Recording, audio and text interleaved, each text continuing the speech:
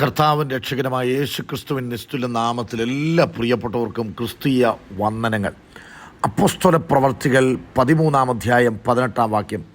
മരുഭൂമിയിൽ 40 സംവത്സരക്കാലത്തോളം അവരുടെ സ്വഭാവം സഹിച്ചു. ഇസ്രായേൽ ജനത്തെ മിസ്രൈമ്യ അടിമത്തത്തിൽ നിന്ന് വിടുവിച്ചത് സ്വർഗത്തിലെ ദൈവമാണ്. ചില ദിവസങ്ങൾ കൊണ്ട് അവർക്ക് കനാൻ നാട്ടിൽ ചെല്ലാൻ കഴിയുമായിരുന്നു.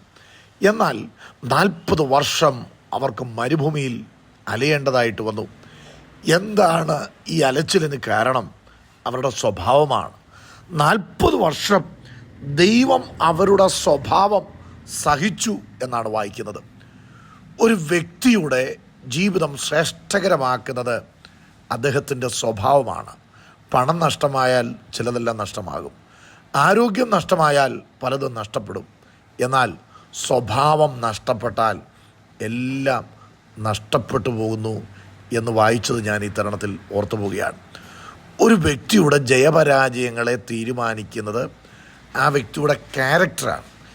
ദൈവത്തിൻ്റെ സന്നിധിയിൽ കടന്നു വരുമ്പോൾ നമ്മുടെ സ്വഭാവത്തിന് വലിയ പ്രാധാന്യമുണ്ട്. നമ്മുടെ സ്വഭാവം ദൈവത്തിൻ്റെ സ്വഭാവമായി മാറണം. ക്രിസ്തുവിൻ്റെ മനസ്സ്, ക്രിസ്തു യേശുവിലുള്ള ഭാവം തന്നെ നിങ്ങളിലും ഉണ്ടായിരിക്കട്ടെ എന്ന് നാം തിരുവെഴുത്തിൽ വായിക്കുന്നുണ്ട്. പല സ്വഭാവങ്ങളെക്കുറിച്ച് വിശുദ്ധ തിരുവെഴുത്ത് നമുക്ക് അറിവ് തരുന്നുണ്ട്. മൃഗസ്വഭാവം, മാനത്തോടിരിക്കുന്ന മനുഷ്യൻ വിവേകഹീനനായാൽ നശിച്ചു പോകുന്ന മൃഗങ്ങൾക്ക് തുല്യരാണ്. അവിവേകങ്ങൾ, എടുത്തുചാട്ടങ്ങൾ, ചിന്തിക്കാതെ പ്രവർത്തിക്കുന്ന സ്വഭാവങ്ങൾ, അത് മൃഗസ്വഭാവമാണ്. ബന്ധങ്ങൾക്ക് പ്രാധാന്യമില്ലാതെ ഉള്ള പെരുമാറ്റങ്ങൾ മൃഗസ്വഭാവത്തിൻ്റെ ലക്ഷണമാണ്. ജഡസ്വഭാവത്തെക്കുറിച്ച് പരിശുദ്ധാത്മാവ് രേഖപ്പെടുത്തിയിട്ടുണ്ട്. ജഡസ്വഭാവമുള്ളവർക്ക് ദൈവത്തെ പ്രസാദിപ്പിക്കുവാനായിട്ട് കഴിയുകയില്ല. നാബാലിനെക്കുറിച്ച് പറയുന്നത് അവൻ ദുസ്വഭാവിയായതുകൊണ്ട് ആർക്കും അവനോട് മിണ്ടിക്കൂടാ എന്നുള്ളതാണ്. പ്രിയപ്പെട്ടവരെ, ഒരാത്മീയൻ്റെ പ്രത്യേകത, ഒരു കൊച്ചുകുട്ടിക്ക് പോലും ആ വ്യക്തിയോട് സമീപിച്ച് സംസാരിക്കുവാനുള്ളൊരു ഹൃദയവിശാലത ആ വ്യക്തിക്ക് ഉണ്ടായിരിക്കണം. ചിലരെ കേൾക്കുന്നതിന് മുൻപേ പ്രതികരിക്കുന്നവരാണ്. ദുസ്വഭാവമാണ് അതിന് കാരണമെന്ന് പറയുന്നത്. എന്നാൽ കാലേബിനെക്കുറിച്ചും യോശുവയെക്കുറിച്ചും പറയുന്നത് വേറൊരു സ്വഭാവം ഉള്ള വ്യക്തികൾ. എന്താ വേറൊരു സ്വഭാവം? അവരുടെ പ്രത്യേകത ഏത് സാഹചര്യത്തിലും, പ്രകോപനത്തിൻ്റെ അന്തരീക്ഷത്തിലും ദൈവത്തോട് പറ്റി നിന്ന് ദൈവം കൊടുക്കുന്നത് മാത്രം പറയാൻ താല്പര്യപ്പെട്ടവരാണ് വേറൊരു സ്വഭാവത്തിന് ഉടമകളായി തീർന്നത്. ഇവിടെ ഇസ്രായേൽ ജനത്തെ 40 വർഷം ദൈവം സഹിക്കുവാനായിട്ട് ഇടയായി. നമ്മുടെ ജീവിതത്തിലെ സ്നേഹശൂന്യത, പക, വെറുപ്പ്, മറ്റുള്ളവരുടെ കുറ്റം എല്ലായ്പ്പോഴും പറയുന്നവർ, അങ്ങനെയൊക്കെ ഉള്ളവരെ ഞാൻ കണ്ടിട്ടുണ്ട്. എന്നിലും നിങ്ങളിലും എല്ലാവരിലും പോരായ്മകളുണ്ട്. സ്വന്തം കണ്ണിൽ കോല് കിടക്ക മറ്റുള്ളവരുടെ കണ്ണിലെ കരടെടുക്കാതെ നമ്മളുടെ ജീവിതത്തിൽ ആവശ്യമായിരിക്കുന്നത് ദൈവവചനമാകുന്ന കണ്ണാടിയുടെ മുൻപിൽ നാം നിൽക്കുമ്പോൾ അനുതാപം, ഹൃദയ നുറുക്കം ദൈവം നമുക്ക് തരുവാനായിട്ടിടയാകും. അസൂയ, പക, പിണക്കം ഇത്യാദി കാര്യങ്ങളുള്ളവർ ദൈവരാജ്യത്തിൽ കടക്കുകയില്ല.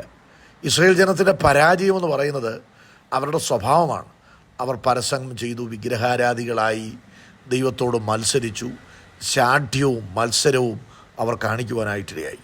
പ്രിയപ്പെട്ടവരെ, നമ്മുടെ ജീവിതത്തിൽ ദൈവം ആഗ്രഹിക്കുന്നത്, ദൈവം ആഗ്രഹിക്കുന്ന സ്വഭാവം, ആ ദൈവിക സ്വഭാവങ്ങൾ നമ്മൾ പ്രാപിക്കുവാനായിട്ടിടയാകണം.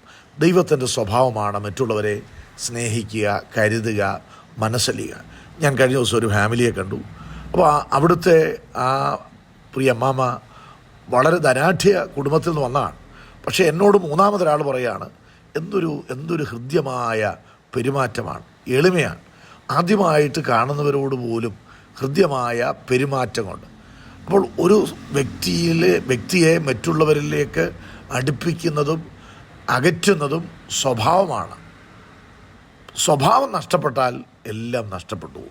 40 വർഷം ദൈവം അവരെ സഹിച്ചു എന്നാണ് വായിക്കുന്നത്.